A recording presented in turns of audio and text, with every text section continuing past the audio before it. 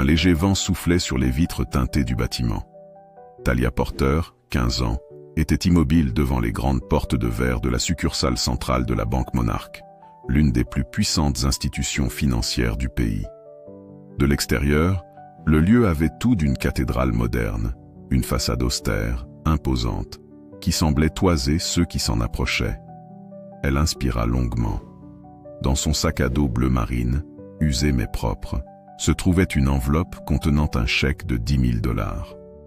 Une bourse universitaire prestigieuse, remportée grâce à ses performances scolaires exceptionnelles dans un lycée public du nord de la ville. C'était son premier dépôt personnel, son premier acte d'indépendance. « Tu peux le faire. Tu n'as besoin de personne pour être prise au sérieux », se murmura-t-elle.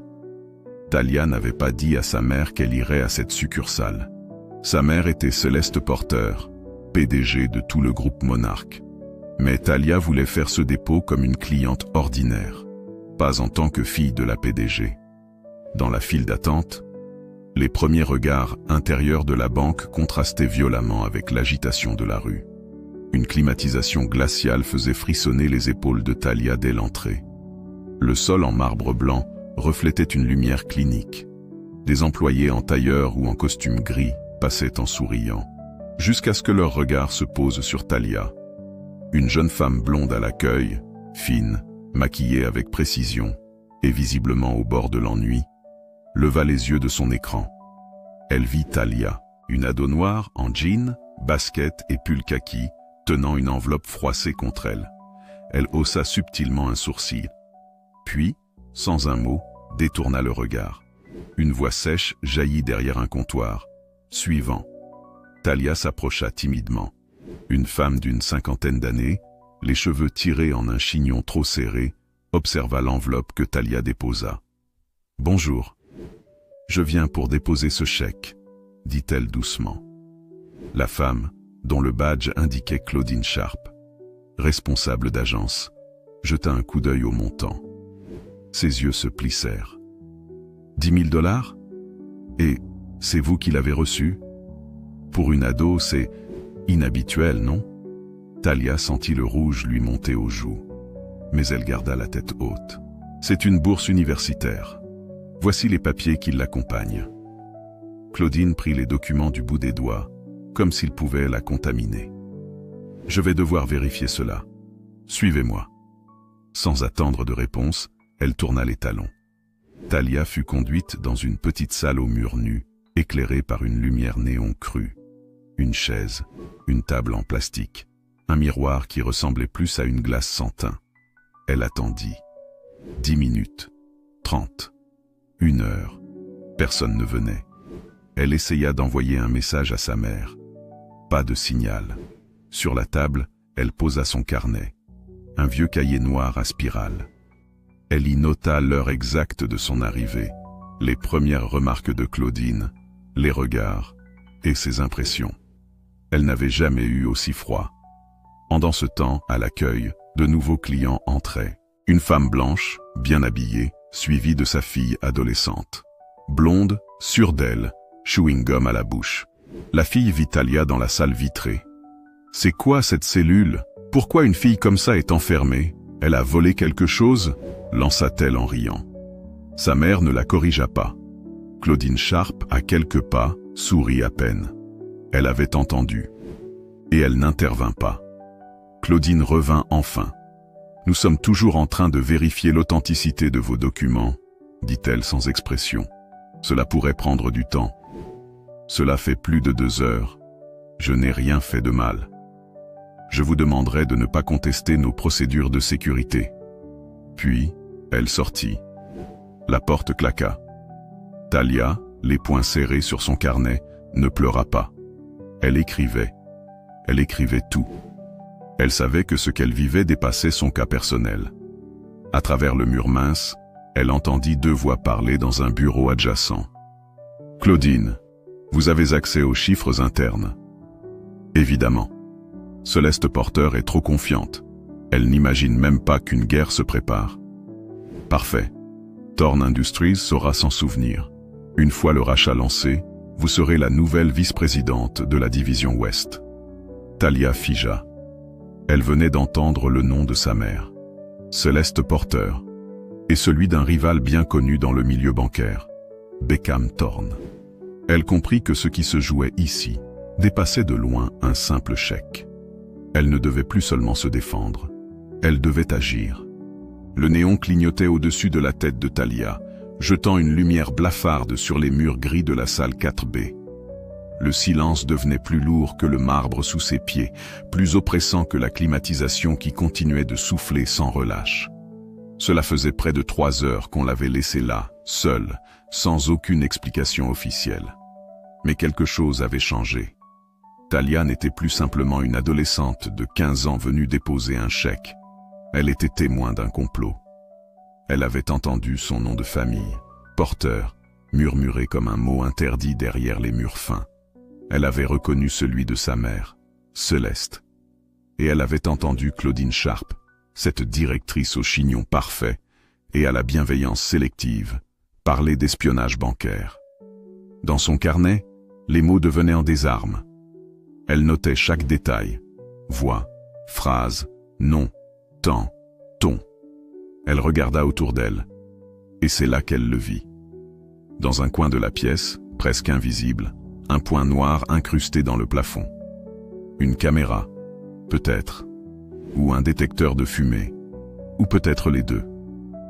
Elle se leva lentement, s'en approcha, et leva un doigt. « Si vous m'observez, je vous observe aussi », murmura-t-elle. Puis elle retourna s'asseoir. De l'autre côté du mur, la réunion continuait. Talia entendait encore des bribes. Le dossier confidentiel du trimestre est ici. Céleste ignore encore que la succursale de Brookbridge a déjà été infiltrée. Thorne Industries est prêt à racheter une part majoritaire dès le prochain trimestre. Et cette petite? On en fait quoi? Un silence. Puis la voix de Claudine, plus froide que jamais. Elle est seule, une simple gamine, noire, paumée, prétentieusement instruite. Personne ne la croira. Ces mots frappèrent Talia comme un fouet. Elle en eut le souffle coupé. Ce n'était pas simplement de l'indifférence, c'était du mépris assumé. Et elle comprit. Elle était en danger. Talia ferma les yeux un instant. Une voix douce, lointaine, résonna dans sa mémoire. C'était sa mère, un soir d'automne, quand elle avait 8 ans, assise sur son lit après une mauvaise journée à l'école. « Tu ne pourras pas empêcher certaines personnes de te sous-estimer, ma chérie. Mais tu peux toujours les surprendre et les vaincre. Pas par la violence, par ton esprit, par ton calme, par ton carnet, s'il le faut. » Elle serra son carnet contre elle. Elle n'avait pas besoin de leur crier qui elle était. Ils finiraient par le découvrir d'eux-mêmes. Mais en attendant, elle devait survivre à cette journée. Une demi-heure plus tard, la porte de la salle s'ouvrit sans bruit. Une jeune employée entra, brune, les cheveux en queue de cheval, l'air nerveux. Elle portait un badge, Tina, assistante back-office. Elle referma la porte doucement derrière elle. « Mademoiselle, Talia, c'est bien ça ?» demanda-t-elle en chuchotant. Talia hocha la tête. « Je suis désolée. Ce qu'ils font, ce n'est pas normal. J'ai vu la caméra dans la salle. J'ai compris que vous étiez là depuis trop longtemps. Alors j'ai regardé dans le registre informatique. Ils n'ont même pas lancé la procédure de validation du chèque. Votre dossier est littéralement vide. » Talia écarquilla les yeux. « Vous pouvez m'aider ?» Tina hésita. « Je peux vous dire que Claudine Sharp et un certain Beckham Thorne se sont rencontrés ici 6 fois au cours des 2 derniers mois. Toujours dans la salle de direction, toujours sans registre. Officiellement, Thorne n'a aucun lien avec la banque. « Vous pouvez prouver ça ?» demanda Talia, son cœur battant la chamade. Tina tendit une clé USB discrètement. « Je l'ai copiée aujourd'hui, j'ai hésité. Mais quand je vous ai vu seul dans cette pièce, j'ai su que c'était le moment. » Talia sentit les larmes monter. Pas de tristesse, de soulagement. Elle prit la clé et la glissa dans son sac, sous le carnet. « Merci. Je jure que cela ne restera pas impuni. » Tina se contenta d'un hochement de tête avant de sortir, furtive. Alors qu'elle croyait avoir repris le contrôle, une silhouette inattendue franchit le seuil de la salle 4B. Costume bleu nuit, montre en or, chaussures italiennes. Il portait des lunettes carrées et un parfum si fort qu'il semblait flotter dans l'air avant lui. Tiens donc, voilà la petite espionne. Talia reconnut la voix. Grave, ironique, supérieure. Beckham Thorne, le rival direct de sa mère. Il s'approcha, sans la regarder vraiment. Il observait les murs, comme s'il savait qu'on les écoutait. On m'avait dit qu'il y avait une élève brillante ici, une boursière, mais j'ignorais qu'elle avait du sang noble. Il fit claquer ses doigts. Mais tu es juste une petite pièce, non? Une anomalie dans une belle mécanique. Talia ne répondit rien. Elle le regardait droit dans les yeux. Elle ne voulait pas lui montrer qu'elle tremblait. Si ta mère est aussi brillante qu'on le dit, elle saura lire les signes. Si elle est aussi aveugle que je le pense, elle tombera comme toutes les autres. Et toi, tu ne seras qu'un dommage collatéral. Il sourit, un sourire glacial, puis il sortit, comme un fantôme. Lorsque la porte se referma, Talia se leva. D'un seul bond, elle ouvrit son carnet. Elle ne tremblait plus. Elle écrivait. Chaque mot, chaque phrase, chaque regard. Mais elle savait que le carnet ne suffirait pas. Pas cette fois. Il lui fallait un plan. Et surtout, il lui fallait sa mère. Pas seulement Céleste Porter, la PDG. Il lui fallait la lionne. Le téléphone de Talia vibra enfin. Un signal.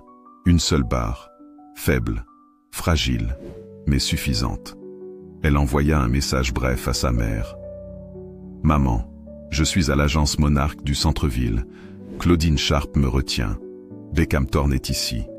Il y a quelque chose de grave. J'ai tout noté. Je crois qu'ils veulent te trahir. Aide-moi. » Pas de réponse immédiate. Mais elle savait une chose. Céleste Porter ne laissait jamais sa fille sans réponse. Dans la salle, Talia s'était remise à écrire. Pas pour se calmer, mais pour construire ce qui allait devenir un dossier d'accusation. Elle avait recopié les noms, les horaires, les mots exacts de Beckham Thorne, les phrases perfides de Claudine. Et surtout, elle avait branché la clé USB de Tina sur son petit ordinateur portable. Elle y découvrit des emails cryptés, des accès dissimulés, des rendez-vous enregistrés sous de faux motifs, des transferts de fichiers à des heures suspectes, des documents internes de la banque, envoyés à des boîtes mail anonymes. C'était plus qu'une trahison. C'était de l'espionnage économique. Et ça pouvait tomber sous la juridiction du FBI. Elle prit une photo de l'écran et l'envoya à sa mère avec une seule phrase. « C'est beaucoup plus grave qu'on le pensait. » 32 minutes plus tard, les portes automatiques de la succursale s'ouvrirent. Et le silence tomba comme une chape de plomb sur l'établissement. Céleste Porter venait d'entrer. Elle portait un tailleur noir parfaitement taillé, des talons sobres mais élégants, et une montre connectée en or rose. Ses cheveux étaient relevés, son regard d'acier balayait les lieux comme un radar. Les employés se figèrent. Certains échangèrent des regards affolés. Claudine, elle, eut un mouvement instinctif pour se recoiffer. Mais Céleste n'était pas venue pour les saluer. Elle traversa le hall d'un pas calme mais tranchant. Chaque talon résonnait comme un avertissement. Et derrière elle, 2 membres du conseil d'administration suivaient, escortés par 2 agents de sécurité interne. Céleste s'arrêta devant le guichet. « Où est ma fille ?» demanda-t-elle d'une voix calme. Trop calme. Claudine, blême, répondit. « Madame Porter, quelle surprise. Je ne savais pas que vous... Où est ma fille ?»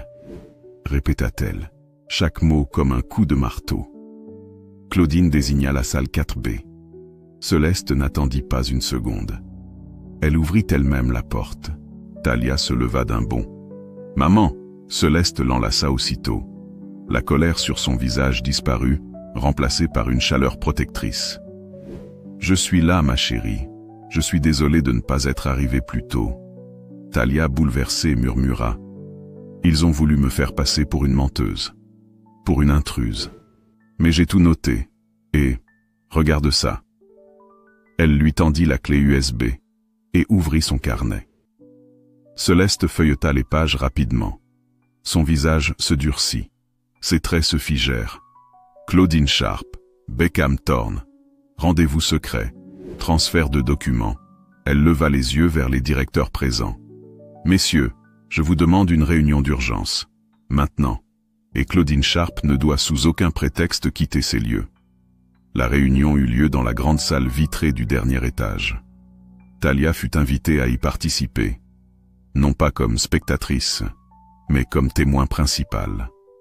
Devant elle, Claudine. Beckham Thorne fut interpellé par les agents internes de sécurité au moment où il tentait de quitter les lieux. Céleste présidait la réunion. Elle restait droite, implacable. Madame Sharp, je vous écoute. Expliquez à ce conseil pourquoi une adolescente de 15 ans, noire, brillante, cliente légitime, a été enfermée dans une salle sans motif pendant près de 5 heures. Claudine tenta de bafouiller. Nous suivions une procédure de sécurité. Le chèque, l'identité. Non, vous avez suivi vos préjugés, et vous avez oublié que cette jeune fille est ma fille. Mais cela n'a même pas d'importance, parce que vous auriez dû la traiter avec respect, même si elle ne l'était pas. Un silence glacial. Céleste poursuivit. Et maintenant, parlons des transferts de données à Thorne Industries. Des rendez-vous non déclarés. Des documents confidentiels transmis à un concurrent. Elle projeta les captures d'écran de la clé USB sur l'écran central. Les preuves étaient irréfutables. Claudine recula légèrement sur sa chaise. Beckham, stoïque, regardait le plafond. Un des membres du conseil prit la parole. Madame Sharp, en tant que directrice de succursale, vous êtes tenue à un devoir de confidentialité absolue. Vous avez violé cet engagement et mis en péril la sécurité stratégique de notre banque. Il se tourna vers les agents. Veuillez l'escorter hors des lieux. Elle sera formellement inculpée selon les procédures internes et possiblement poursuivie au pénal. Claudine, livide, tenta un dernier regard vers Céleste. Ce n'était pas personnel. Ce n'était que des affaires. Céleste répondit, glacial. Tout devient personnel quand on touche à ma fille. Après le départ de Claudine, la salle resta silencieuse. Céleste se tourna vers Talia. Tu as tenu bon. Tu as noté ce que personne n'osait dire. Tu as refusé de te taire. Tu sais ce que tu viens de faire? Sauver ta banque? Céleste esquissa un sourire. Pas seulement. Tu viens de montrer à ce monde que la vérité peut encore venir d'une simple voix. Même jeune, même seule, même noire. Elle serra la main de sa fille, puis déclara « Nous allons créer un programme. En ton nom. Pour ceux qu'on n'écoute jamais. Pour ceux qu'on sous-estime. » Talia hocha la tête. Une larme coula sur sa joue. Mais c'était une larme de victoire. Les jours suivants furent flous pour Talia. Elle retourna chez elle comme on quitte un champ de bataille. Le visage de Claudine Sharp la hantait encore, tout comme le sourire méprisant de Beckham Thorne. Mais quelque chose en elle avait changé. Elle avait 15 ans. Et pourtant, elle avait vu la peur dans les yeux d'adultes puissants. Elle avait vu le système chanceler sous le poids de quelques phrases bien notées dans un carnet. Céleste, quant à elle, n'avait pas perdu une seconde. Dès le lendemain, une cellule de crise fut installée au sein du siège de la Banque Monarch. Un audit interne fut lancé. Des avocats furent mobilisés. Mais plus encore, une équipe fut formée pour réfléchir à un plan de transformation radicale. Et à la tête de cette cellule, Talia elle-même fut invitée. Pas en tant qu'adolescente, mais en tant que source de vérité. Céleste annonça en conférence de presse la création d'un nouveau programme nommé Initiative Talia. Ce projet est né d'une injustice, d'un silence imposé, d'un préjugé ordinaire qui aurait pu avoir des conséquences désastreuses. Mais une jeune fille a refusé d'être invisible. Et aujourd'hui, nous allons faire en sorte que plus jamais personne ne soit traité comme elle l'a été. Les mesures annoncées furent spectaculaires. Formation obligatoire des employés sur les biais inconscients et les pratiques discriminatoires. Création d'un biaisomètre, un algorithme d'analyse du comportement des agents d'accueil. Création d'un fonds de bourse. Monarch Inclusion. destiné aux jeunes issus de quartiers marginalisés. Et surtout, le recrutement de Talia comme ambassadrice jeunesse de la banque. Elle fut invitée dans plusieurs lycées à parler de ce qu'elle avait vécu. Elle partagea son expérience avec pudeur, mais avec une force nouvelle. Ce jour-là, j'ai compris que le silence protège souvent les fautes. Alors j'ai décidé de parler et d'écrire, parce que ce que l'on note résiste au vent. Mais tout ne s'apaisa pas pour autant. Quelques semaines après l'arrestation de Claudine, une étrange lettre arriva à leur domicile. Sans timbre, sans nom, juste une phrase, tapée à la machine. Tu crois avoir gagné, mais nous sommes toujours là. T. Céleste la lut avec calme, mais son regard se durcit. Thorne. Il n'a pas reculé. Il s'est juste enfoncé dans l'ombre. Un agent de sécurité fut affecté à la protection de Talia. Son téléphone fut crypté, son ordinateur sécurisé. Mais Talia refusa de céder à la peur. Ils veulent que je me taise, encore. Mais ce temps-là est révolu. Parmi les documents récupérés par la banque, certains étaient corrompus ou cryptés. Tina, l'assistante qui avait aidé Talia, fut intégrée au groupe de travail de cybersécurité. Et un jour, elle arriva dans le bureau de Talia, les yeux agrandis. « Tu veux voir quelque chose ?» Elle ouvrit un dossier contenant une série de vidéos internes, dissimulées dans une base de données factice. Sur ces vidéos, on voyait Claudine Sharp rencontrer deux autres directeurs de succursales. Tous les trois échangèrent des enveloppes, des dossiers, des fichiers, et surtout, ils consultaient un plan portant l'entête de Thorne Industries. Ils ne voulaient pas racheter la banque, dit Tina.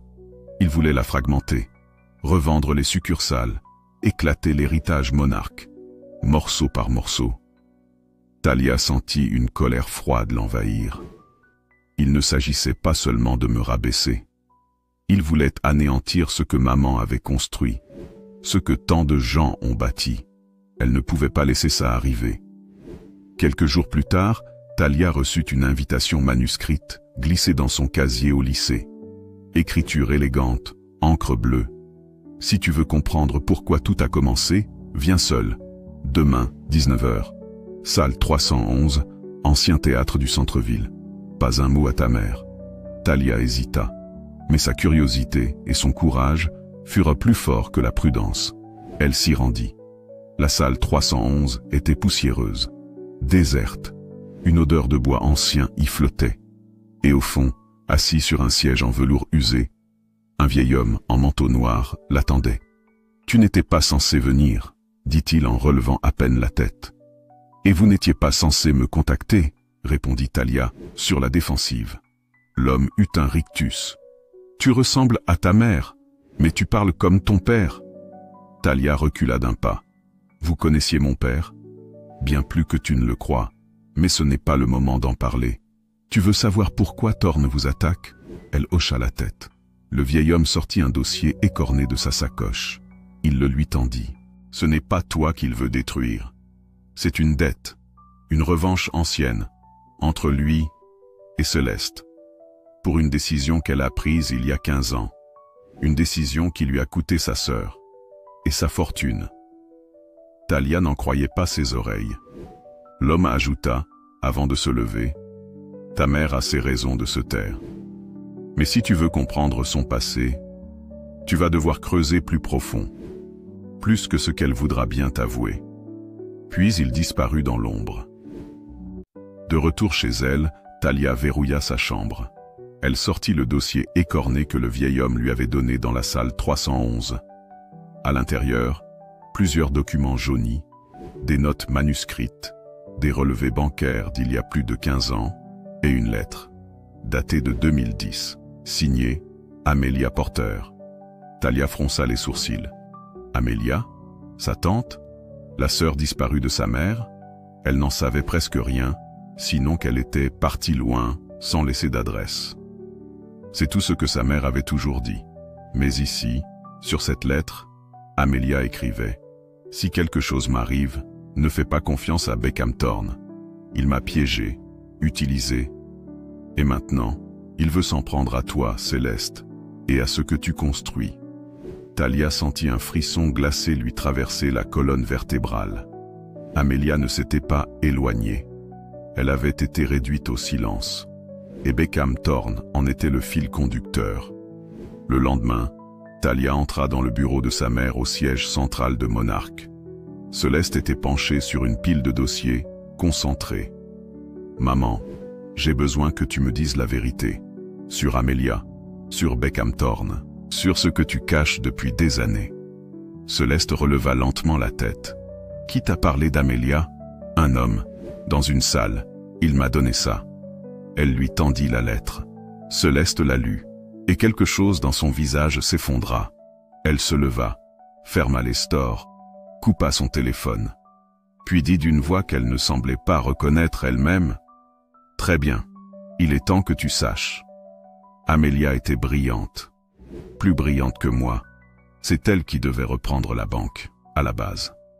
Moi, je voulais juste enseigner les mathématiques, mais elle est tombée amoureuse de la mauvaise personne. Beckham Thorne. » Céleste hocha la tête. Il la fascinait.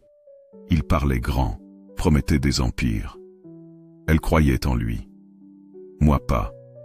Un jour, elle lui a remis un accès aux comptes internes, pensant l'aider à créer sa propre entreprise. Elle serra les poings. Il l'a trahi, a détourné des fonds, a effacé ses traces, et l'a laissé porter le blâme. Elle a été renvoyée, honteuse, et elle a disparu. Je l'ai cherchée des mois, des années, jusqu'à ce que je pense qu'elle ne voulait plus jamais qu'on la retrouve. Talia murmura. « Mais si elle t'a écrit cette lettre, alors elle n'a jamais cessé de croire en toi. » Céleste eut un sourire triste. « Et moi, je n'ai jamais cessé de croire que j'aurais dû la protéger.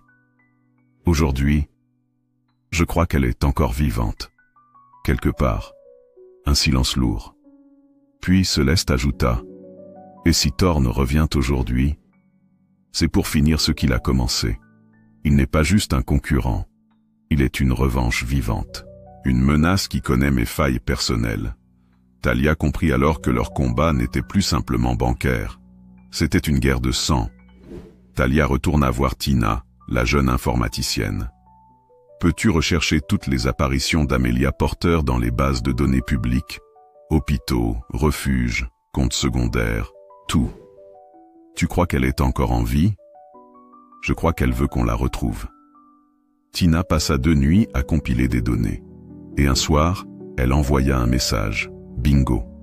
Une Amelia P. enregistrée dans un dispensaire rural, sous une fausse identité. Wyoming. Lieu isolé. Pas d'activité bancaire, mais des traces, des dons anonymes à un orphelinat. Une écriture semblable à celle de la lettre. Talia bondit. « Je pars, je dois la voir, j'en ai besoin. » Céleste tenta de s'y opposer, mais la détermination dans les yeux de sa fille lui rappela la sienne, autrefois. Elle la laissa partir, sous protection. Le dispensaire était modeste, bois brut, fenêtre fermée, une vieille cloche au-dessus de la porte, et assise derrière un comptoir, un pull gris sur les épaules, les cheveux tirés en arrière. Une femme. Le même regard que Céleste, mais plus lasse, plus doux.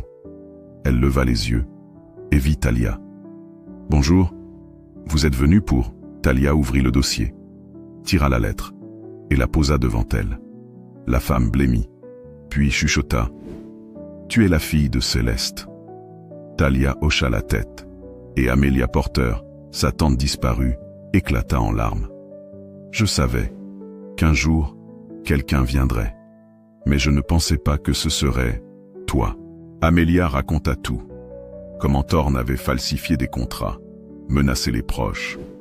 Comment il tenait certains membres du conseil Monarch sous chantage. Et surtout, comment il comptait utiliser une clause obscure dans la fondation de la banque pour tenter d'en prendre le contrôle. Une faille légale que seul quelqu'un de l'intérieur peut exploiter. « Tu parles d'un traître ?» demanda Talia. « Oui, quelqu'un de proche de Céleste, quelqu'un qu'elle ne soupçonne pas. » Et Amelia ajouta, « Ce que tu as fait à la banque, ce jour-là, ce n'était que la première bataille. La guerre, elle, commence maintenant. » Quand Talia rentra à New York, Elle n'était plus une adolescente en colère. Elle était la messagère d'un passé enfoui, la détentrice d'une vérité que même Céleste n'avait jamais pu prouver. Elle n'était plus seule. Dans ses bagages, il y avait le témoignage d'Amelia, enregistré, signé, corroboré par documents. Mais surtout, une clause cachée dans les statuts fondateurs de la Banque Monarque. Un article que Thorne cherchait à activer en silence. Une clause qui stipulait que si plus d'un tiers des directeurs de succursales déposaient une motion de défiance contre la PDG en exercice, le conseil pouvait organiser un renversement. Et Thorne les avait achetés un à un, dans l'ombre. Il en manquait un. Céleste convoqua un conseil restreint, sans alerter ceux sous surveillance. Talia prit la parole devant les membres de confiance. Elle raconta tout. La lettre d'Amelia, la rencontre dans le Wyoming, la clause de renversement, le plan de fragmentation du réseau Monarque, et surtout, le traître encore infiltré. Une vidéo fut projetée. On y voyait un directeur bien connu du conseil, Richard S. Warren, discuter avec un assistant de Thorne dans un café discret. Le choc fut total. Céleste ferma les yeux un instant, puis déclara « Je propose sa suspension immédiate et l'ouverture d'une enquête complète sur tous ses votes passés. » Vote unanime. La pièce était prête. 2 jours plus tard, Beckham Thorne se présenta au siège de Monarque avec un dossier officiel de contestation de gouvernance. Il était accompagné d'avocats et d'un huissier. « Je viens pour faire valoir mes droits. Il y a un vice de gestion au sommet. Des erreurs graves de la direction. Un conflit d'intérêts évident entre la PDG et sa fille, désormais employée officielle. » Mais Céleste l'attendait, avec Talia à ses côtés, et tout le conseil loyal derrière elle. Elle tendit un document. « Voici la clause que vous comptiez activer. Celle que vous avez utilisée pour manipuler certains membres du conseil. Voici les vidéos, les preuves, les transferts, les témoignages. » Beckham resta de marbre. « Vous êtes en train de perdre votre empire, Céleste. »« Non, je suis en train de le sauver. De vous. » Elle appuya sur une télécommande. Un grand écran s'illumina. Amelia Porter, en vidéo. Assise, calme, digne. Mon nom est Amelia Porter, ancienne héritière de Monarque. Disparue après une tentative de manipulation orchestrée par Beckham Thorne. Voici les preuves de ce que j'avance. Pendant 10 minutes, elle retraça toute l'histoire et concluait par « Ma sœur Céleste ne savait rien. Elle a sauvé cette banque quand moi je l'ai presque perdue. Aujourd'hui, je parle non pour moi, mais pour elle, pour sa fille, pour tous ceux qu'on veut réduire au silence. » Beckham perdit sa contenance. « Vous n'avez pas le droit de... » Céleste lui coupa la parole. « Le droit de protéger ma famille, mon entreprise, mon nom. Je l'ai arraché avec chaque pas, chaque échec, chaque préjugé. Vous achetez. Moi, je bâtis. » Elle se tourna vers les agents de sécurité. Monsieur Thorne est désormais interdit de toute négociation avec le groupe Monarque, à perpétuité. Les jours suivants, le monde entier parla du scandale Thorne. Les médias couvrirent la chute d'un empire fondé sur les manipulations. Des procureurs ouvrirent des enquêtes. D'autres banques annulèrent leur partenariat. Et la Banque Monarque se réinventa.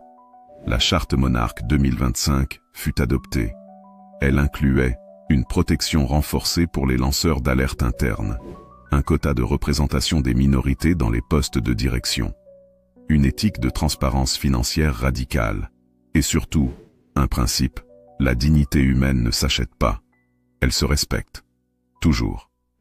1 an plus tard, une nouvelle agence Monarque ouvrit ses portes à Brooklyn. À l'entrée, une plaque, agence Talia Porter, en hommage au courage d'une voix qui a refusé de se taire. Talia coupa le ruban inaugural. Céleste était à ses côtés. Amelia aussi. Elle prit la parole. « Je suis entrée dans une banque en tant que cliente. On m'a traité comme un problème. Mais parce que j'ai parlé, et qu'on m'a entendu. » Les applaudissements furent longs, sincères. Elle brandit son carnet noir, devenu célèbre. Ce carnet, je l'ai commencé pour y écrire mes devoirs. Il a fini par contenir les preuves d'un système malade. Aujourd'hui, je vous invite à ouvrir le vôtre. à écrire, à documenter, parce que notre parole est une arme, et notre silence, une prison. Quelques mois plus tard, un livre fut publié, La fille dans la file, écrit par Talia elle-même, avec l'aide d'une éditrice féministe. Il devint un best-seller. Elle fut invitée à Harvard, Yale, puis à l'ONU pour parler de justice sociale, de discrimination institutionnelle et de résilience générationnelle. Et dans chacune de ses conférences, elle disait cette phrase: « Ils ne savaient pas que j'étais la fille de la PDG.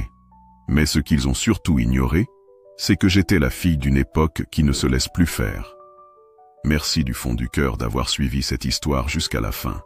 Ce récit n'est pas qu'une fiction. Il est aussi un miroir tendu vers une réalité que beaucoup vivent encore, celle du mépris silencieux, des préjugés ancrés et du courage de ceux qui refusent d'être invisibles. Talia n'est pas seulement un personnage, elle est le symbole de toutes celles et ceux qui, un jour, ont été regardés de travers, écartés, humiliés, mais qui ont choisi de rester debout, de parler, d'écrire, de se battre, non pas pour se venger, mais pour réparer. Si cette histoire vous a touché, ému, ou simplement fait réfléchir, alors elle a déjà accompli sa mission. Merci à vous, oui vous, derrière cet écran, d'avoir pris le temps d'écouter, de ressentir, d'ouvrir votre cœur et vos yeux. Et surtout, souvenez-vous de ceci, la voix d'une seule personne peut faire trembler un système. La vérité, même murmurée, finit toujours par éclater. Et la dignité ne dépend jamais du nom qu'on porte, mais de ce qu'on ose défendre. Merci encore pour votre attention, votre sensibilité et votre présence. À très bientôt pour une nouvelle histoire. Plus humaine, plus forte, plus inspirante encore.